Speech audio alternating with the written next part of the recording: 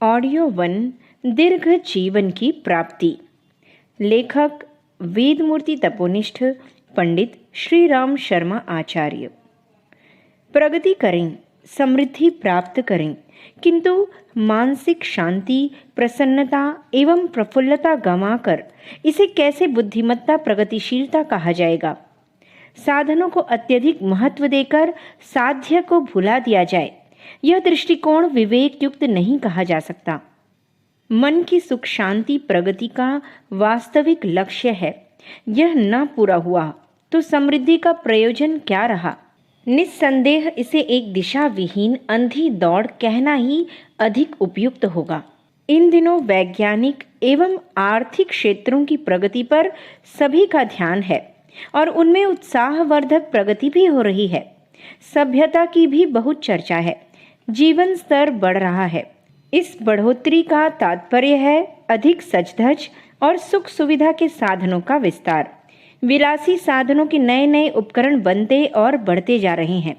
भावनात्मक सौहार्द न सही, कम से कम व्यावहारिक शिष्टाचार को महत्व मिल ही रहा है। यह सब बातें ऐसी हैं जिनके आधार पर प्रगतिशीलता की दिशा में बढ़ते चलने का दावा किया जा सकता है। इस प्रगतिशीलता के साथ जुड़ा हुआ एक दुखदाई पक्ष भी है, जिसे आदि व्याधियों की अभिवृद्धि कहा जा सकता है। लोग शारीरिक दृष्टि से अस्वस्थ और मानसिक दृष्टि से असंतुलित होते चले जा रहे हैं और इस दिशा में प्रगति उन सब क्षेत्रों की तुलना में कहीं अधिक द्रुत गति से हो रही है जिन्हें अपने समय की सफलताएं कहकर गर्व किया जाता है। शारीरिक दुर्बलता और रुग्णता का प्रसंग बहुत ही चिंताजनक है। स्पष्ट है कि अपच, जुकाम जैसे छोटे रोगों से लेकर क्षय और कैंसर जैसी घातक बीमारियों का क्षेत्र इतनी तेजी से बढ़ रहा है कि स्वास्थ्य संकट की भयावह विभीषिका सामने खड़ी दिखती है। मधुमेह, अनिद्रा, हृदय रोग, रक्तचाप जैसे रोग अब बड़े आदमियों के क्षेत्र तक सीमित नहीं रहे। उनने सर्वसाधारण को भी अपने शिकंजे में कस लिया है। समझा जाता था कि पौष्टिक खाद्य सामग्री के अभाव में दुर्बलता और रुग्णता का प्रकोप होता है। यह भी मान्यता थी कि विषाणुओं का आक्रमण बढ़ती हुई रुग्णता का कारण है, पर विश्लेषण और अन्वेषण से पता चलता है कि ये दोनों ही कारण अर्धसत्य हैं। बड़ा कारण दूसरा है, जिसके कारण स्वास्थ्य के मूल में काम करने वाली जीवनी शक्ति की जड़ें खोखली होती हैं और उस खोखले को तनिक तनिक से आघात छत विछत करके रख देते हैं। उथले कारण जो भी हों, गहराई में उतरने पर एक ही प्रधान तथ्य सामने आता है कि मानसिक तनाव की अभिवृद्धि इन दिनों तेजी से हो रही है और रुग्णता की अभिवृद्धि में सबसे बड़ी भूमिका इसी की है। शरीर पर नियंत्रण करने वाली क्षमता मात्र मस्तिष्क में है। यही वह संस्थान है जिससे ऐच्छिक और अनैच्छिक सभी शारीरिक क्रियाकलापों का सूत्र संचालन होता है। अन्य अवयवों की दुर्बलता एवं उत्तेजना सहन हो सकती है, उसके रहते हुए भी काम चलता रहता है, पर मस्तिष्क के संबंध में ऐसी बात नहीं है। वहाँ तनिक सी गड़बड़ी उत्पन्न होते ही सारा ढांचा लड़खड़ाने लगता है। नशेबाजी से उत्पन्न सामयिक विक्षिप्तता में सारा शरीर किस प्रकार लड़खड़ाने लगता है, इसे प्रत्यक्ष देखा जा सकता है। आवेशग्रस्त मनुष्यों की मुखाकृति, वाणी, विचार पद्धति से लेकर पाचन, रक्ताभिसरण पर अवांछनीय प्रभाव उत्पन्न हुआ देखा जा सकता है। जब सूत्र संचालक ही लड़खड़ाने लगा तो सारा खेल ही बिगड़ेगा। यही बात स्वास्थ्य संकट के संबंध में भी है। मानसिक तनाव का समस्त नाड़ी संस्थान पर बहुत बुरा प्रभाव पड़ता है। उस पर उत्तेजना छाई रहती है। फलतः जीवन धारणी शक्ति का बुरी तरह अपव्यय होता है। अवयवों की आंतरिक गतिविधियों का सामान्य क्रम बिगड़ जाता है और उन्हें इस प्रकार अवरोधों का सामना करना पड़ता है जिनके फलस्वरूप उनका दुर्बल तथा रुग्ण हो जाना स्वाभाविक है। अन्वेषणकर्ताओं ने बताया है कि गिरते हुए स्वास्थ्य और बढ़ते हुए रोग प्रकोप के अन्य कारण उतने महत्वपूर्ण नहीं हैं जितना कि मानसिक उद्वेग। यह अकेला ही इतना आक्रामक है कि आहार विहार से लेकर ऋतु प्रभाव, प्रदूषण, वायरस आदि सबकी समन्वित क्षति की तुलना में अकेला ही विघातक सिद्ध होता है। एक पेचीदा प्रश्न यह उत्पन्न होता है कि जिन्हें पोषक पदार्थों की कमी नहीं, साधन सुविधाओं की भी कमी नहीं, प्रत्यक्षतः कठिनाई भी कोई ऐसी नहीं है जिसे असाधारण कहा जा सके, इतने पर भी लोग मानसिक तनाव से ग्रसित क्यों रहते हैं? सुसंपन्न लोगों को यह व्यथा क्यों घेरती है और उन्हें उसके कारण अस्वस्थता का दुख सहना पड़ता है? उत्तर खोजने पर एक ही निष्कर्ष सामने आता है कि मनुष्य अनावश्यक रूप से महत्वाकांक्षी बनता जा रहा है, अकारण भयभीत रहने लगा है और बात को बतंगड़ बनाकर देखने का बचकानापन अपनाने लगा है। ऐसे ही कारण उसके सामने कुकल्पनाओं का जाल जंजाल बुनकर खड़ा कर देते हैं। इसी में फंसकर उसे असंतुलन का शिकार होना पड़ता है। दृष्टिकोण का घटियापन और व्यक्तित्व का ओछापन ही मिलजुल कर ऐसी विचित्र परिस्थिति उत्पन्न करता है जिससे मन क्षेत्र की सौम्यता का टिक सकना ही संभव न हो सके। औसत भारतीय स्तर का जीवन यापन ही नैतिक है। योग्यता कितनी ही बढ़े, उपार्जन कितना ही अधिक हो, पर उसमें से निर्वाह के लिए उतना ही लिया जाए जितना कि अपने सामान्य देशवासी के हिस्से में आता है। बचे हुए बुद्धि, वैभव और समय साधन को लोक मंगल में लगा दिया जाए। व्यक्तिगत सुविधा संवर्धन और बड़प्पन की असीम लिप्सा लालसा उठ पड़े तो उसकी पूर्ति के रंगीन सपने मन क्षेत्र में बुरी तरह धमा चौकड़ी मचाते हैं। उनकी पूर्ति की परिस्थितियां उत्पन्न करने, साधन जुटाने में जो समय लगना चाहिए उसके लिए धैर्य नहीं रहता। महत्वाकांक्षी उमंगें अधिक उपलब्धियां प्राप्त करा सकती हैं, किंतु उस दिशा में चलते हुए जितने उद्वेग का सामना करना पड़ता है उससे मन संस्थान की सौम्यता तो छत विछत होकर रहती ही है। व्यक्तिवादी स्वार्थी मनुष्य निरंतर अपनी ही चिंता करता है। दूसरों के सुख दुख की परवाह न करने के कारण आत्मभाव की परिधि बहुत छोटी रह जाती है। यह एक प्रकार का मानसिक एकाकीपन है। सुनसान में रहने वाले, एकाकी जीवन यापन करने वाले प्रायः नीरस और कठोर कर्कश मनस्थिति के पाए जाते हैं। भावनात्मक एकाकीपन के संबंध में भी यही बात है। जो जितनी संकीर्णता, स्वार्थपरायणता से ग्रसित होगा उसे उतनी ही नीरस मनस्थिति में रहते हुए पाया जाएगा। शंकाशील, भयभीत, निराश, आशंकाग्रस्त, अविश्वासी मनस्थिति में साथियों पर अविश्वास बना रहता है। निकट भविष्य में किसी विपत्ति की आशंका बनी रहती है। प्रस्तुत परिस्थितियों में कुचक्रों की गंध आती रहती है। स्नेह सौजन्य के अभाव में प्रायः ऐसी ही शंकाशील मनोभूमि रहती है और उसमें चिंतित रहने के लिए कुकल्पनाओं के पहाड़ निरंतर आंखों के सामने से गुजरते रहते हैं। शुद्रता का एक दोष यह भी है कि वास्तविकता को असली रूप में समझने नहीं देती। परिस्थितियों को बहुत बढ़ाकर या बहुत घटाकर दिखाती है। फलतः सही निर्णय ले सकना भी संभव नहीं रहता। अनिश्चितता और भीरुता का समन्वय इतना विकट होता है कि उसके दबाव को सहन कर सकना और संतुलन बनाए रहना अति कठिन हो जाता है। व्यक्तित्व का ओछा और दृष्टिकोण का नीचा होना एक दुर्भाग्यपूर्ण अभिशाप है। ऐसे लोग चालाक कहलाते हैं और कभी कभी अपनी गरिमा को बेचकर थोड़ी कमाई करने या छोटी सफलता पाने का भी गर्व करते हैं, किंतु अंततः उनकी अप्रामाणिकता से स्नेह सहयोग का वातावरण ही समाप्त हो जाता है। ऐसे व्यक्ति सदा डरे, सकुचे, सिमटे और दबे छिपे से रहते हैं। यह आत्म प्रताड़ना भी कम तनाव उत्पन्न नहीं करती। व्यक्तित्व की दरिद्रता अपने किस्म की सबसे बड़ी अभावग्रस्तता है। ऐसे लोग या तो गुंडागर्दी पर उतारू होते हैं या फिर अपंग असहाय की तरह गई गुजरी स्थिति में गुजारा करते हैं। असंतोष भी एक एक प्रकार का आवेश ही है। संतुलन उससे भी बिगड़ता है। बढ़ते हुए मानसिक तनाव को स्वास्थ्य संकट का आधारभूत कारण माना गया है, किंतु भौतिक दृष्टिकोण अपनाए रहने वाले विचारक उसकी उत्पत्ति, सांसारिक कठिनाइयों और सामाजिक अव्यवस्थाओं को दोष देकर अपने समाधान करते हैं और उनके निराकरण का उपाय करने के लिए समाज तथा सरकार को परामर्श देते हैं। अच्छी आजीविका, चिकित्सा की सुविधा, सामाजिक सहकारिता, मनोविनोद के अवसर, पौष्टिक आहार, अधिक विश्राम जैसे उपाय संतुलन संरक्षण के लिए सुझाए जाते हैं। इसमें विरोध की गुंजाइश नहीं है, पर यह भी ध्यान रखा जाना चाहिए कि मूल कारण इससे भी गहरा है। जीवन के प्रति दृष्टिकोण का स्तर गया गुजरा होना वह प्रमुख कारण है। जिसके रहते अनुकूलताएं भी निरर्थक चली जाती हैं और प्रतिकूलताएं अकारण ही उठ खड़ी होती हैं। आहार विहार की सुव्यवस्था, स्वच्छता, सतर्कता अपनाने की सलाह देना उचित है।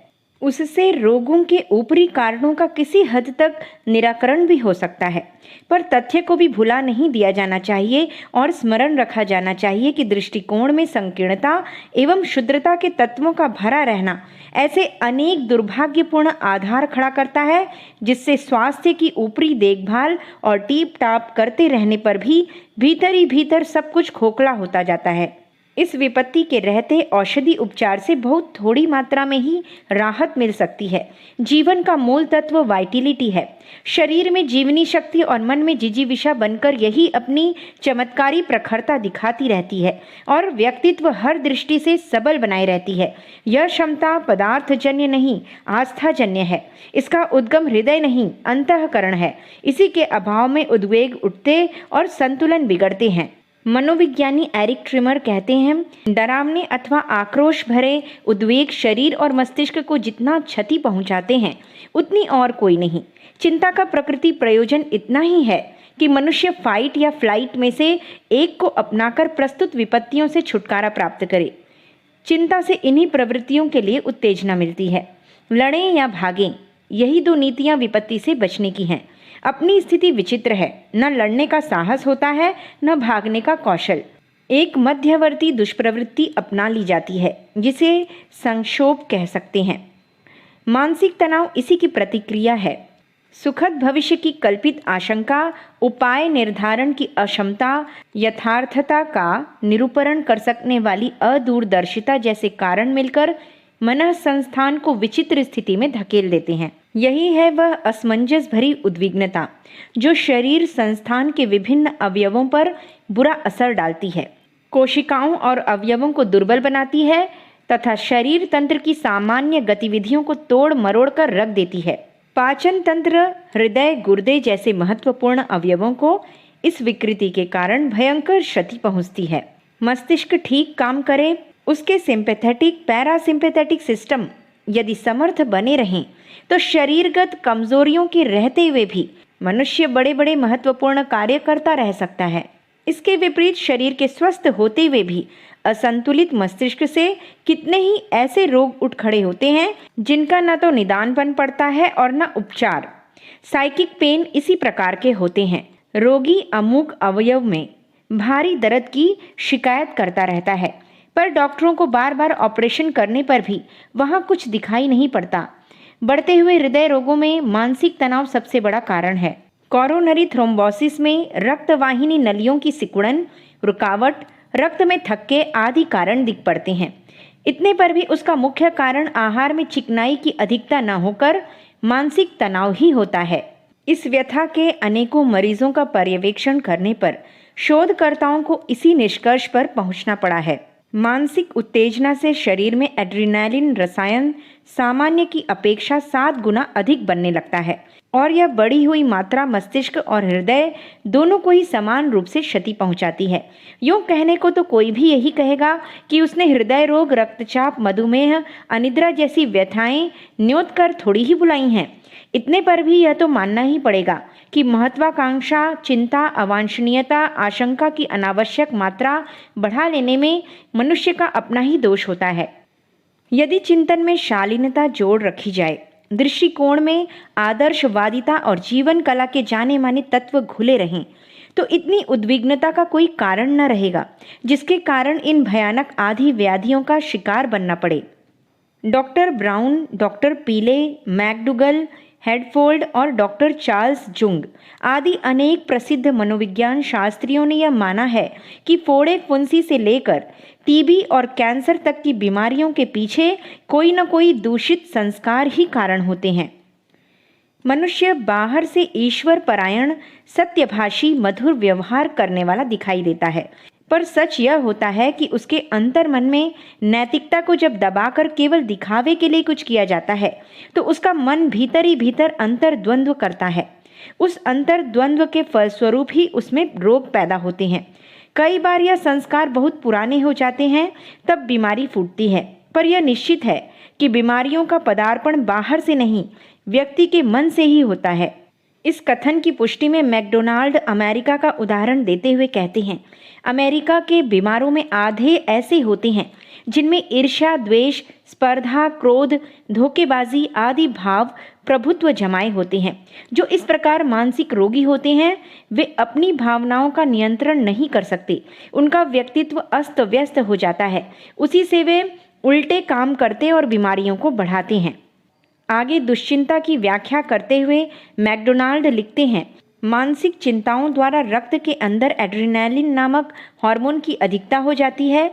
उसी से श्वास फूलना, कंपन, चक्कर आना, बेचैनी, दिल धड़कना, पसीना आना और दुस्वप्न बनते हैं। दौरे और बड़ी बीमारियां भी किसी न किसी मानसिक ग्रंथि के ही परिणाम होते हैं, जिसे डॉक्टर नहीं जानता, कई बार मनुष्य भी नहीं जानता, पर व्याधियां होती मन का ही कुचक्र हैं। इस संबंध में भारतीय मत बहुत स्पष्ट है। यहाँ जीवन को इतनी गहराई से देखा गया है कि आधी व्याधियों के मानसिक कारण पाप ताप के संस्कार रूप में स्पष्ट झलकने लगते हैं। योग वासिष्ठ के अनुसार चित्ते विधुरिते देहः संशोभ मनुयात्यलम, चित्त में गड़बड़ होने से शरीर में गड़बड़ होती है। इदम प्राप्त मिदम नेति जाड़याद्वा घन मोहदाह आधयः संप्रवर्तन्ते वर्षासु मिहिका इव। अंतर्द्वंद्व और अज्ञानता से मोह में डालने वाले मानसिक रोग पैदा होते हैं। उनसे फिर शारीरिक रोग इस तरह पैदा हो जाते हैं जैसे बरसात के दिनों में मेढक अनायास दिखाई देने लगते हैं। अपच, अल्सर, कोलाइटिस, अतिसार जैसे रोग यूं आमाशय व आंतों में उत्पन्न होने वाले दिखाई पड़ते हैं, पर अवयवों को शिथिल और अस्त व्यस्त कर डालने में प्रधानतया उद्विग्नता का ही हाथ होता है। खुजली, प्रदर, प्रमेह जैसे रोगों में औषधि उपचार उतना ही सफल नहीं होता जितना मांसोपचार। इसमें एक ही लक्ष्य होता है, रोगी की उद्विग्नता का येन केन प्रकारेण निराकरण। इसमें मनोवैज्ञानिक कौशल ही मुख्यतया उपयोग होता है। मन संस्थान को संतुलित बनाने की कई पद्धतियों के लिए उनका उपयोग भी होता है। काम इतने से भी नहीं चलेगा, खोजना यह पड़ेगा कि आखिर यह उद्वेग आते कहाँ से हैं। नाम मात्र के कारणों के सहारे वे आसमान पर क्यों छा जाते हैं। निष्कर्ष एक ही निकलता है, दृष्टिकोण की आदर्शवादिता की कमी और निकृष्टता की भरमार ही उसका आधारभूत कारण है।